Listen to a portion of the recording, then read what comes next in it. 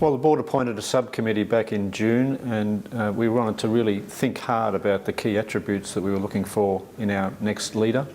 And then we went to market. We had a very thorough process with internal candidates, external, within and outside the AFL industry, locally and globally. So, we're delighted that we've announced today that Shane Dunne, an internal candidate, will take that position. So I've been at the club 10 years now. I started in the membership area. I was looking after the membership strategy, the retail strategy and the crowd strategy.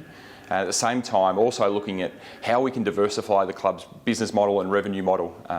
And largely that's where we were born from, Aligned Leisure, been around 9 years now. And also looking at the Richmond Institute of Sports Leadership, where we develop young people and teach them this great industry of sports administration. Both Aligned Leisure and the Richmond Institute have become really important businesses for us. We saw firsthand Shane's leadership and navigating through the pandemic, some really challenging times for those businesses, but they've come through really strongly and are important parts of our future. So we saw in Shane a great person, values-driven leader, someone who's got great respect for the culture of the club and that really underpins our success. But we know we're in a transition period, and we see in Shane someone who's got the energy and the confidence to take us forward, to meet the immediate challenges that we're going to face, but also importantly really capitalise on the opportunities that we see will present themselves in this next phase. Richmond has a really strong culture. There are great people all throughout this club, from volunteers on the board to our executive to our administration, our coaches and our players. And there's already been some change and renewal over the last few years. Adam Uze, our head coach, has been in here for a year now and starting to forge his own way and understands this club. So the culture really stays with the people, and I'm blessed that I've got a whole range of people that I can continue to work with, and Brendan set an incredible legacy that I now have the privilege of now leading this club and this team to succeed well into the future. And there's a strong foundation. This is a strong club, a stable club, one that is ready to perform both in our men's and women's programs long into the future. So immediately, clearly, our men's program hasn't had the success it wanted this year. There are some challenges there that we need to address. We need to forensically look at what has occurred this year and make sure that we can address all those things this off-season so that we can get our team back performing and to that level where we can competing for finals. That is critical. That's a must-do for the first year of my role here, making sure our team, which are capably led by Blair Hartley and Tim Livingston and Adam Uze, have got all the tools that they need to get that program right. There's things well underway already. You've already seen changes with Blake Carosella returning to the club, which we're excited about. He's a great strategist and football strategist, and we look forward to what he can bring as he comes back to the club. So there's things that will be underway, and our members can be assured that we're leaving no stone unturned to get us back into a position where we can compete for finals in the very near future.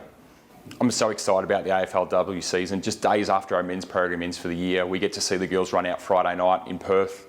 I can't wait. We're incredible leadership in that group, led by Katie Brennan. Some talented players, led by obviously the league's best player in Mon Conti. Ryan Ferguson and Kate Sheen and the entire team have got them ready to go for this week. And pleasingly, we get to come back here to the Swinburne Centre and play. Our fans love coming here, and our players love playing in here in front of the Tiger Army. So it's an exciting season, an incredible list who are really driving the standards themselves this off-season.